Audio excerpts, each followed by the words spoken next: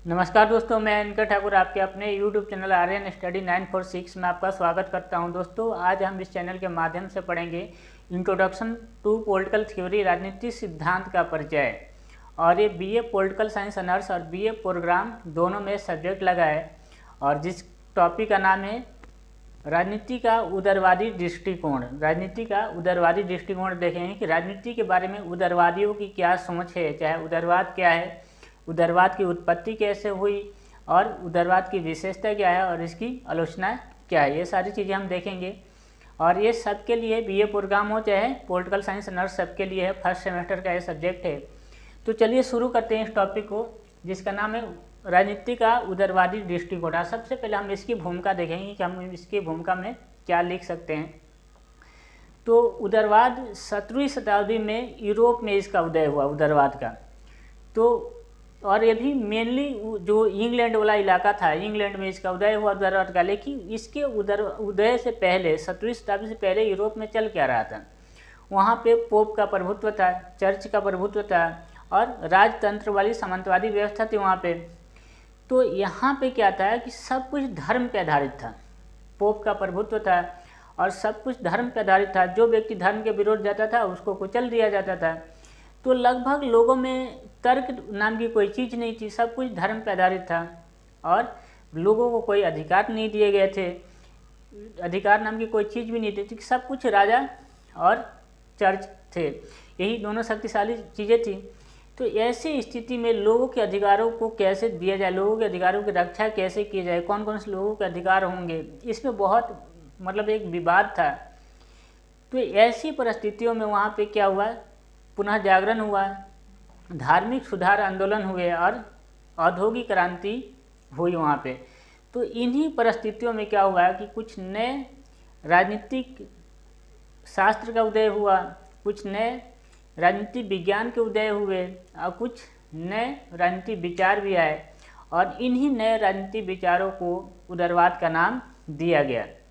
और इस उदारवाद की अभिव्यक्ति उस समय के कई विचारकों की रचनाओं में हमें देखने को मिलती है, जिसमें से हॉब्स हैं, जॉन लॉक है, जर्मी बेंथम है, जेस मिल है और हर्बर्ट स्पेंसर है। इनकी रचनाओं में उदारवाद की अभिव्यक्ति हमें देखने को मिली। और इन सभी लोगों ने क्या किया कि व्यक्ति की स्वतंत्रता और उसके अधिकारों को बहुत ज़्यादा महत्व दिया। व्यक्ति की स्वतंत्रता और उसके अधिकारों को बहुत ज़्यादा महत्व दिया। और इन्होंने कहा कि जब जब व्यक्ति के अधिकारों की हनन होती है, चाहे उसको चोट पहुंचाया जाता है, तब तक उदारवाद एक नए रूप में इसकी रक्षा करने के लिए आ जाता है। तो यही मेनली उदारवाद की थीम है। उदारवाद सबसे ज़्यादा व्यक्ति की स्वतंत्रता और उसके अधिकारों पर जोर देता है और ये मानता है कि व्यक्ति एक विवेकशील प्राणी है, एक बुद्धिमान व्यक्ति है और इसी के सूझबूझ से राज्य या सरकार की उत्पत्ति हुई है। चाहे उसके जितने भी सामाजिक संस्थाएं हैं, उसकी उत्पत्ति व्यक्ति के सूझबूझ और उसके विवेकशील के कारण ही इनका उदय हुआ है। तो ये लगभग उदारवाद की जो भूमिका उसमें लिख सकते हैं। तो मैं अब ये बता देता हूँ कि आपको लिखना क्या है। जो मैं अब बोलूँगा उसको आपको लिखना है। 17वीं शताब्दी में यूरोप में उदारवाद का उदय हुआ और ये मुख्य रूप से इंग्लैंड में इसका उदय हुआ। इस समय औद्योगिक क्रांति, पुनः जागरण और धार्मिक सुधार आंदोलन हो रहे थे। और इन्हीं पृष्ठभूमि में वहाँ कुछ आधुनिक विज्ञान, आधुनिक राजनीतिक शास्त्र और कुछ आधुनिक राजनीतिक विज्ञानों का विचारों का उदय हुआ और इसी को उदारवाद कहा गया।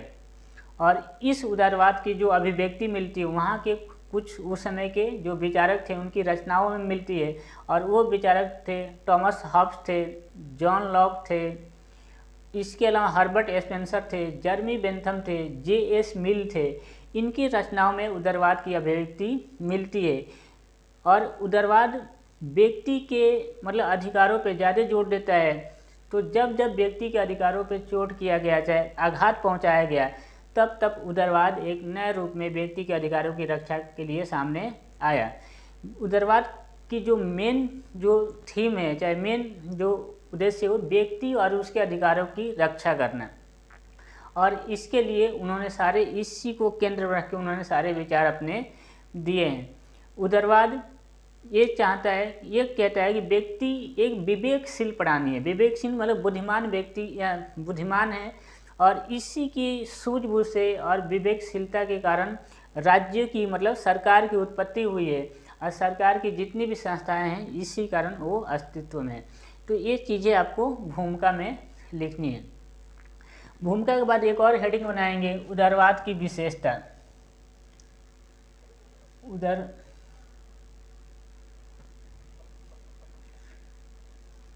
उदारवाद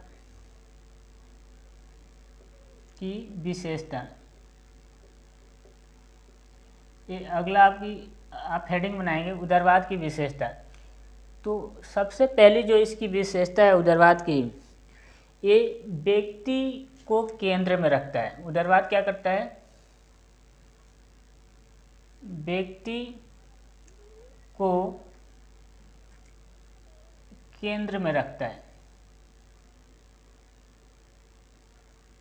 पहली विशेषता इसकी ये लिखेंगे कि उदारवाद क्या करता है, व्यक्ति को केंद्र में रखता है। इसका मतलब है कि उदारवाद व्यक्ति को सभी क्षेत्र में स्वतंत्र देखना चाहता है, सभी क्षेत्र में स्वतंत्रता की बात करता है।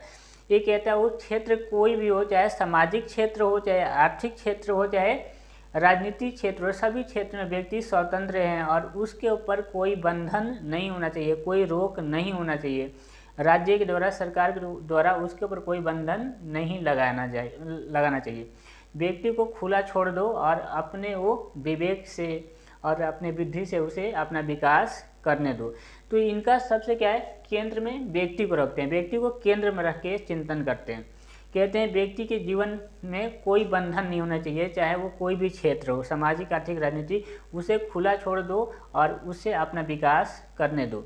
तो पहले इसमें यही लिखेंगे, पहला कि व्यक्ति को केंद्र में रखता है।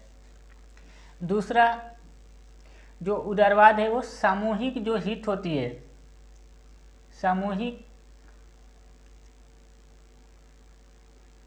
हित के विचार को मान्यता नहीं देता है, सामूहिक हित के विचार को नहीं मानता है।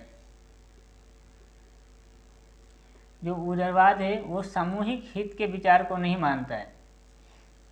इसका मतलब है कि उदारवाद ये कहता है कि सामूहिक हित जैसी कोई बात नहीं होती है, ये सबसे ज़्यादा व्यक्तिगत हितों की बात करते हैं। ये कहते हैं कि सामाजिक हित की कोई बात नहीं होती, तो ये सबसे ज़्यादा जोड़ किसे देते हैं, व्यक्ति के हितों, व्यक्ति की भलाई की बात समझते हैं, व्यक्ति के अधिकारों की रक्षा करना चाहते हैं, और ये सामूहिक हित चाहे लाभ की जैसी कोई बात नहीं मानते।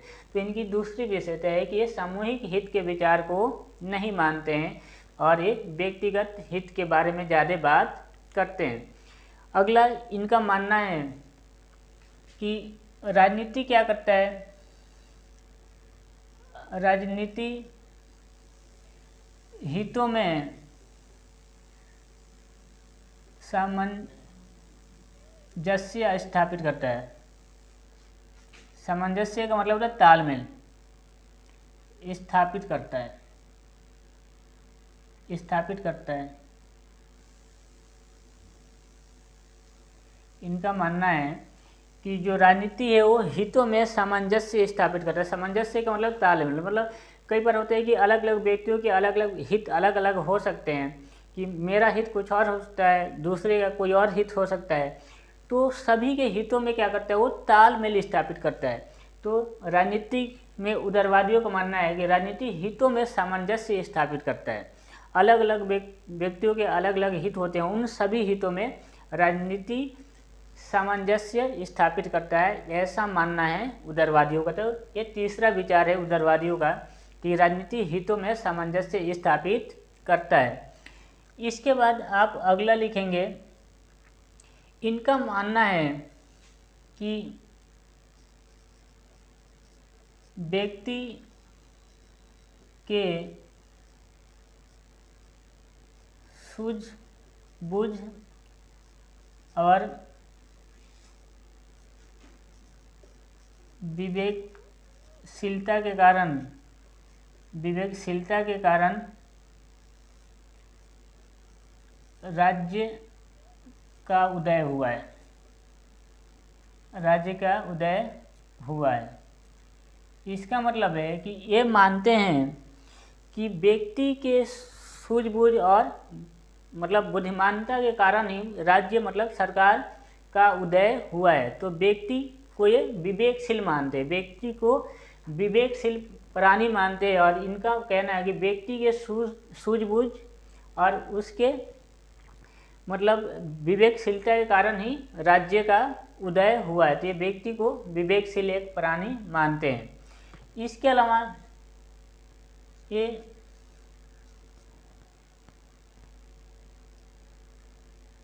कल्याणकारी राज्य की कल्पना करते हैं, कल्याणकारी राज्य की बात करते हैं, कल्याणकारी राज्य की बात करते हैं, कल्याणकारी राज्य की बात करते हैं। जो पहले के शुरू के जो उदारवादी थे वो बिल्कुल ही कल्याणकारी राज्य की बात नहीं करते थे। उनका ये मानना था कि राज्य का काम जितना ही कम होगा उतना ही व्यक्ति की स्वतंत्रता बढ़ेगी, और राज्य का जितना बढ़ेगा काम उतनी ही व्यक्ति की स्वतंत्रता सीमित होगी। तो राज्य को बिल्कुल ही सीमित कर देना चाहते थे। राज्य को वो ये नहीं चाहते थे कि राज्य मतलब सरकार किसी के ऊपर कोई बंधन लगाए, तो राज्य को कम से कम वो काम देते थे। बस वो चाहते थे कि राज्य व्यक्ति की सुरक्षा और राज्य की रक्षा के लिए ही है, बाकी सारा जो व्यक्ति है वो स्वतंत्र है। सब व्यक्ति के ऊपर राज्य की कोई बंधन स्वीकार नहीं करते थे। लेकिन बाद में कुछ उदारवादी आए, क्योंकि शुरू के जो उदारवादियों के विचार थे उसके वजह से समाज में कुछ विकृतियाँ आने लगी थी, कुछ कमियाँ आने लगी थी, कुछ दिक्कत आने लगे थे। उसके बाद जो कुछ उसके बाद वाले जो लोग आए उदारवादी, उन्होंने कहा कि नहीं, राज्य को थोड़े जनता के कल्याण के लिए भी काम करने चाहिए। अगर जनता के कल्याण के लिए राज्य काम नहीं करेगी, सब कुछ छोड़ दिया जाएगा उनके हाल पे, तो जो गरीब हैं वो बहुत ही परेशान हो जाएंगे, उनका भला नहीं होगा। इसलिए उन्होंने कहा है कि राज्य को कुछ कल्याणकारी कार्य भी करने चाहिए जनता के कल्याण में, गरीबों के कल्याण में। तो ये भी उनका एक विचार है। एक कल्याणकारी राज्य की बात करते हैं, कल्याणकारी राज्य की बात करते हैं कौन? उदारवादी। लेकिन ये ध्यान रखना है कि शुरू में जो उदारवादी थे वो राज्य को बहुत सीमित कर देते थे, उसके काम को बहुत छोटा कर देते थे। वो व्यक्ति को बस मतलब सरकार को व्यक्ति की जीवन की रक्षा और राज्य बस चलाने के लिए ही देखते थे, बाकी नहीं चाहते कि सरकार किसी के जीवन में कोई हस्तक्षेप करे। वो चाहते थे कि राज्य व्यक्ति को खुला छोड़े और उसको अपने हाल पे छोड़ दे। लेकिन बाद में क्या हुआ, कुछ उदारवादी ही आए, उन्होंने कहा कि व्यक्ति को खुला छोड़ने से सभी का विकास नहीं हो सकता, जो गरीब है उनका विकास नहीं होगा, और गरीबों के लिए सरकार को थोड़े काम करने चाहिए, और इसी विचार को कल्याणकारी राज्य कहा गया। तो उदारवादी कल्याणकारी राज्य की बात करते हैं। अगला आप लिखेंगे कि उदारवाद और लोकतंत्र, उदारवाद और लोकतंत्र अपने अस्तित्व के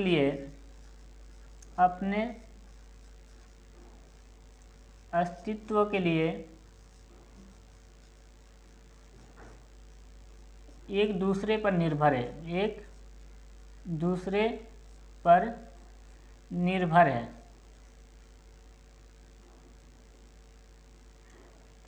तो उदारवाद और लोकतंत्र एक अपने अस्तित्व के लिए क्या है, एक दूसरे के ऊपर निर्भर है। ऐसा इसलिए है कि जो उदारवादियों का मानना है, उदारवादी किसको जोड़ देते हैं, वो व्यक्ति की स्वतंत्रता को ज़्यादा वैल्यू देते हैं, उसको ज़्यादा महत्व देते हैं। और व्यक्ति की स्वतंत्रता कहाँ मिलती है? लोकतंत्र में, क्योंकि राजतंत्र में राजा तो किसी को अधिकार ही नहीं देते। तो व्यक्ति की स्वतंत्रता लोकतंत्र में मिलती है, और इसलिए उदारवादी लोकतंत्र को बढ़ावा देते हैं, चाहे लोकतंत्र जैसी चीज़ों को मानते हैं, और इसलिए दोनों अपने अस्तित्व के लिए निर्भर है एक दूसरे के ऊपर। अगर लोकतंत्र नहीं है तो उदारवाद नहीं है, और उदारवाद नहीं है तो फिर लोकतंत्र भी नहीं है, क्योंकि उदारवाद है तो वही लोकतंत्र की कल्पना करते हैं, बाकी नहीं है तो फिर वो राजतंत्र ही होगा। तो दोनों अपने अस्तित्व के लिए एक दूसरे पर निर्भर करते हैं। इसके अलावा आपको लिखना है कि उदारवाद का मानना है कि राजनीति के द्वारा ही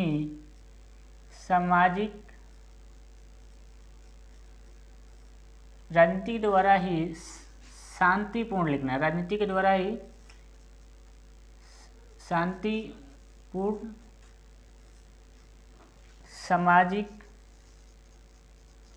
सामाजिक बदलाव लाया जा सकता है। तो इसका मतलब है कि उदारवादी मानते हैं कि राजनीति के द्वारा ही जो समाज में जो बदलाव होते हैं वो शांतिपूर्ण तरीके से बदलाव राजनीति के द्वारा ही लाया जा सकता है। इसके अलावा कोई और दूसरा माध्यम नहीं है। अगर हम क्रांति के द्वारा समाज में बदलाव लाएंगे तो क्रांति कोई समाधान नहीं है, हर एक क्रांति दूसरे क्रांति को जन्म देती है।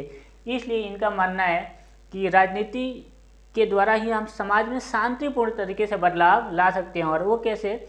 ये कहते हैं कि कोई भी बदलाव करने के लिए आप वैसा माहौल बनाओ, पहले लोगों को उसके लिए तैयार करो, और जब लोग उसके लिए तैयार हो जाएंगे तो ऑटोमेटिक वो बदलाव के लिए तैयार हैं और कोई विरोध नहीं होगा। तो राजनीति के द्वारा ही शांतिपूर्ण तरीके से समाज में बदलाव लाया जा सकता है, ऐसे उदारवादियों का मानना है। अगर हम बदलाव लाने के लिए क्रांति करेंगे तो क्रांति कोई समाधान नहीं है, हर क्रांति दूसरे क्रांति को जन्म देती है। इसलिए इनका मानना है कि हमें बदलाव शांतिपूर्ण तरीके से लाने के लिए राजनीति का तरीका अपनाना चाहिए। पहले जो चीज़ आप बदलना चाहते हैं वहाँ के लोगों के दिमाग को उसके लिए प्रिपेयर कीजिए, तैयार कीजिए, और जब लोग तैयार हो जाएंगे तो आसानी से उस बदलाव को वो अपना लेंगे। तो इसलिए कहते हैं कि राजनीति के द्वारा ही समाज में शांतिपूर्ण तरीके से कोई बदलाव लाया जा सकता है। इसके अलावा आपको एक और पॉइंट लिखना है इसमें, इसके अलावा एक और पॉइंट, और वो है कि जो उदारवादी हैं, उदारवादी जीवन,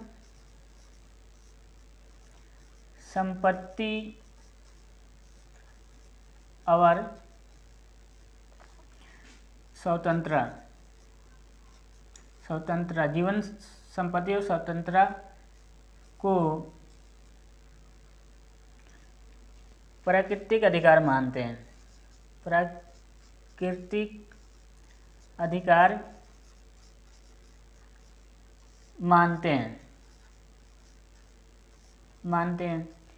इसका मतलब है कि जॉन लॉक जैसे जो उदारवादी थे उनका मानना था कि जीवन, स्वतंत्रता, संपत्ति ये व्यक्ति को मतलब प्रकृति ने दिया है, मतलब ये व्यक्ति को राज्य नहीं देता बल्कि प्रकृति ने दिया है। और ये सारे अधिकार जब राज्य नहीं देते तो राज्य इसको छीन भी नहीं सकते। इनका मानना, जॉन लॉक ने कहा था कि जीवन, स्वतंत्रता और संपत्ति व्यक्ति के प्राकृतिक अधिकार है, और चूँकि इन अधिकारों को राज्य मतलब सरकार के द्वारा नहीं दिया जाता है तो सरकार इन अधिकारों को छीन भी नहीं सकती। बस सरकार इन अधिकारों की रक्षा के लिए काम करती है कि इन अधिकारों को कोई उनसे छीन ना ले। तो उन्होंने राज्य का कार्य, सरकार के कार्य बस इन अधिकारों की रक्षा तक ही सीमित रखा था, और इन्होंने इसको जीवन, स्वतंत्रता, संपत्ति को व्यक्ति के प्राकृतिक या दैवीय अधिकार माना कि इन अधिकारों को राज्य नहीं देता है। तो ये भी आप ध्यान रखेंगे कि उदारवादियों में जो जॉन लॉक थे उन्होंने व्यक्ति की जीवन, स्वतंत्रता और संपत्ति के जो अधिकार थे उसको उन्होंने प्राकृतिक अधिकार माना है, और इन अधिकारों को राज्य नहीं देता, इसलिए राज्य इनको छीन भी नहीं सकता। राज्य का बस कर्तव्य है कि इन व्यक्ति के इस अधिकारों की रक्षा के लिए काम करे, चाहे कानून बनाए। तो ये है उदारवादियों की जो विशेषता है वो, और आपको इसमें ये ध्यान रखना है, ये 8-9 पॉइंट कि ये इनकी विशेषता है। अब हम उदारवाद की थोड़ी देखते हैं कि इसको आलोचना इसकी आलोचना किस आधार पे की जाती है उदारवाद की।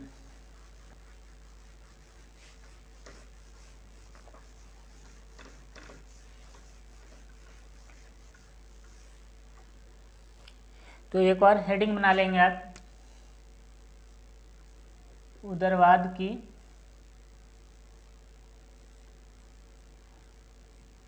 आलोचना।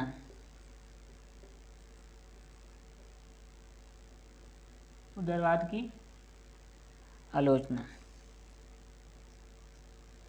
तो सबसे पहले उदारवाद की आलोचना इस आधार पर की जाती है कि उदारवाद व्यक्ति और समाज में कोई अंतर नहीं करता, व्यक्ति और समाज में कोई भेद नहीं करता। अच्छा, उदारवादियों की विशेषता में एक और आप हेडिंग वो एक पॉइंट और उसमें लिख लेंगे कि वो खुली प्रतियोगिता को बढ़ावा देते हैं। खुली प्रतियोगिता, वो चाहते हैं कि मार्केट में कंपटीशन हो और उस रेस में सभी लोग आगे बढ़ सकते हैं। तो खुली प्रतियोगिता की बात करते हैं। वो नहीं चाहते कि सरकार किसी को रोके और किसी को आगे बढ़ाए। वो कहते हैं सबको खुला छोड़ो, प्रतियोगिता होगी, सभी रेस में आगे बढ़ेंगे। तो उदारवाद की आलोचना में सबसे पहले उदारवादियों की जो आलोचना करने वाले लोग वो कहते हैं कि जो उदारवादी है व्यक्ति और समाज में कोई अंतर नहीं करते, और ये अंतर नहीं करते ये बहुत ही गलत बात है, क्योंकि व्यक्ति क्या होता है, एक सामाजिक प्राणी होता है, उसको समाज में ही रहना होता है, और समाज और व्यक्ति को अलग करके देखते हैं तो ये सही नहीं है। तो पहले आलोचना है इसकी कि समाज और व्यक्ति को अलग अलग देखते हैं। और इसमें लिख लेना कि उदारवाद समाज और व्यक्ति को अलग अलग देखता है, जबकि व्यक्ति एक सामाजिक प्राणी है और समाज से हट के उसका कोई अस्तित्व नहीं है। तो व्यक्ति और समाज अलग नहीं है, ये दोनों एक ही हैं, दोनों एक दूसरे पर निर्भर हैं। दूसरा आप लिखेंगे कि जो प्रतियोगिता होती है, प्रतियोगिता से शक्तिशाली लोगों की हितों की रक्षा होती है।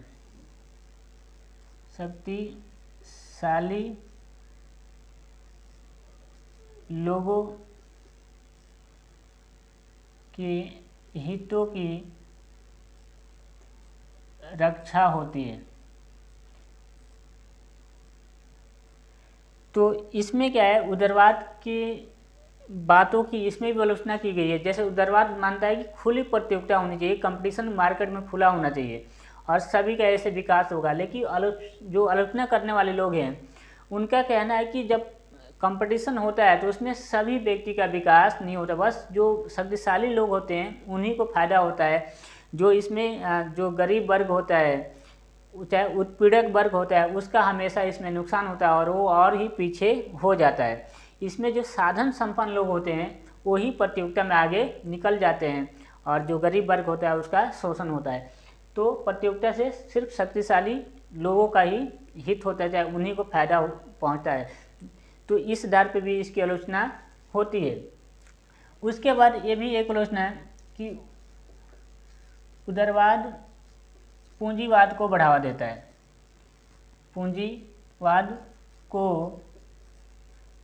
बढ़ावा देता है। कुछ आलोचकों का कहना है, कुछ आलोचना करने वाले लोगों का कहना है कि जो उदारवाद है वो सिर्फ पूंजीवाद को बढ़ावा देता है और पूंजीवाद के बढ़ने से समाज में दो वर्ग का उदय होता है, एक पूंजीपति वर्ग और एक मजदूर वर्ग, और हमेशा मजदूर वर्ग का शोषण होता है। क्योंकि जहाँ पे उदारवाद है वहाँ पे वो लोग पूंजीवाद को बढ़ावा देते हैं। अब पूंजीवाद जितने भी उत्पादन के साधन होते हैं सब पे वो अधिकार कर लेता है और वो सबसे ज़्यादा महत्वपूर्ण हो जाता है। और ये पूंजीवाद जब बढ़ता है तो मार्केट में चाहे समाज में एक और वर्ग आ जाता है, वो है मजदूर वर्ग, और उसके वजह से उसका शोषण होता है। तो इस आधार पे भी इसकी आलोचना की जाती है। और एक और कि जो उदारवादी हैं वो राज्य को एक बुराई मानते हैं, राज्य को आवश्यक बुराई मानते हैं, मतलब सरकार को मतलब बुरा वस्तु चाहे बुराई के नज़र से देखते हैं। लेकिन जो आलोचना करने वाले हैं वो कहते हैं कि राज्य बुरी चीज़ नहीं है, बुरी नहीं है, राज्य बुरी नहीं है। आलोचकों का कहना है कि कुछ चीज़ें हैं जो राज्य के द्वारा ही संभव है। जैसे मान लो कि अग्निकांड, कहीं पे आग की समस्या है तो उसको प्राइवेट लोग क्या करेंगे, उसको बुझा के, चाहे उसको क्यों उसका समाधान करेंगे। तो ऐसी चीज़ राज्य ही आसानी से कर सकता है, मतलब सरकार ही कर सकती है। और एक और बात कि गरीबों की भला के लिए पूंजीपति कभी काम नहीं करेंगे, तो ऐसे में सरकार की ज़रूरत होती है, सरकार को अधिकार मिलना चाहिए ताकि वो गरीबों के लिए स्कूल खोले, कॉलेज खोले, हॉस्पिटल की व्यवस्था करे और गरीबों के लिए कुछ कल्याणकारी योजनाएं चलाए। तो जहां उदारवादियों का मानना है कि राज्य एक बुराई है, वहां पे आलोचना करने वाले हैं राज्य बुरी नहीं है, क्योंकि कुछ चीज़ें राज्य के माध्यम से ही हम सही से कर सकते हैं। जैसे गरीबों के कल्याण के लिए कौन काम करेगा, राज्य ही करती है। अगर सब कुछ पूंजीवाद हो जाएगा तो राज्य तो सरकार अगर नहीं रहेगी तो क्या होगा, गरीबों को उसमें भलाई नहीं होगी। तो इसलिए कहते हैं राज्य बुराई नहीं है, ये आलोचकों का कहना है। तो ये 3-4 बिंदुओं के माध्यम से इनकी आलोचना की जाती है कि समाज और राज्य को अलग अलग देखते हैं, क्योंकि उदारवाद अलग देखता है, लेकिन कहा जाता है कि नहीं, ये अलग नहीं है, दोनों एक दूसरे से जुड़े हुए हैं, क्योंकि व्यक्ति से ही समाज बनता है और व्यक्ति एक सामाजिक प्राणी हो, समाज से कभी अलग हो ही नहीं सकता है। लेकिन ये कहते हैं समाज की हित साइड में रखो, व्यक्ति को आगे बढ़ाओ, इसलिए इस आधार पर इनकी आलोचना की जाती है। दूसरी प्रतियोगिता, वो उदारवादी कहते हैं खुली प्रतियोगिता होनी चाहिए, लेकिन जो आलोचना करने वाले लोग हैं वो कहते हैं खुली प्रतियोगिता से कुछ ही लोगों को फायदा होता है, बाकी सबका नुकसान होता है। इसके बाद उदारवाद पूंजीवाद को बढ़ावा देता है। जहाँ पर उदारवाद है, जाहिर सी बात, वहाँ पूंजीवाद बढ़ता है, और जब पूंजीवाद बढ़ता है तो उत्पादन के साधनों पर उन्हीं का अधिकार होता है। इसमें समाज में एक और वर्ग का उदय होता है, जो होता है मजदूर वर्ग, और उसका शोषण होता है। दूसरा है कि उदारवाद राज्य को बुराई मानते हैं, वो चाहते हैं कि राज्य ना हो, चाहे राज्य कम से कम होना चाहिए। लेकिन जो आलोचना करने वाले लोग हैं वो कहते हैं राज्य बुराई नहीं है, राज्य के रहने से कुछ अच्छा होता है, गरीबों के लिए सरकार काम करती है। तो इस आधार पे उदारवाद की बुराई होती है। तो ये है उदारवाद, जो आपके सिलेबस में बहुत इम्पोर्टेंट टॉपिक है और इससे सवाल भी बहुत पूछे जाते हैं। तो हम अगला जो टॉपिक पढ़ेंगे वो मार्क्सवाद पढ़ेंगे कि राजनीति पे मार्क्सवादियों का क्या विचार है। उसके बाद एक बार सेपरेट में फिर उदारवाद और मार्क्सवाद अलग अलग पूरा डिटेल्स में पढ़ेंगे। तो हमने राजनीति के ऊपर उनका विचार देख लिया, लेकिन पूरा हम उदारवाद देखेंगे क्या है और पूरा मार्क्सवाद भी देखेंगे क्या होता है। तो मिलते हैं अगले वीडियो में। तब तक अगर आपको ये वीडियो अच्छी लगी हो तो आपसे रिक्वेस्ट है कि वीडियो को ज़्यादा से ज़्यादा शेयर करना है, लाइक करना है और कमेंट करना है। और जिन लोगों ने अभी तक चैनल सब्सक्राइब नहीं किया उनसे रिक्वेस्ट है कि प्लीज़ आप चैनल को सब्सक्राइब कर लो, क्योंकि ये चैनल आपके लिए बहुत ही उपयोगी सिद्ध हो सकता है। और इसके जितने भी पॉलिटिकल थ्योरी के जो सब्जेक्ट हैं, वो टॉपिक है उसके, और जो एक और जो आपके कॉन्स्टिट्यूशन वाली बुक है उसके अगर आपको नोट्स चाहिए तो आप मेरे व्हाट्सएप ग्रुप को ज्वाइन कर सकते हैं। इसका लिंक आपको डिस्क्रिप्शन में दे दिया जाएगा। और इसके पहले जितने पॉलिटिकल थ्योरी के, चाहे कॉन्स्टिट्यूशन की जो टॉपिक है, उसको आपने नहीं देखा है तो प्लीज़ उसको भी आप देख लो, क्योंकि वो 3-4 चैप्टर हमने पढ़ लिया है। वो देख लोगे तो इसको आसानी से आपको मतलब समझने में कोई दिक्कत नहीं होगी। तो तब तक के लिए आप इसको नोट्स बनाओ, और नोट्स बना के ही पढ़ना है आपको। बिना नोट्स के पढ़ोगे तो फिर कोई फ़ायदा नहीं होगा। तो मिलते हैं फिर अगले वीडियो में, तब तक के लिए अपना ध्यान रखिए, पढ़ते रहिए और सेफ रहिए। जय हिंद।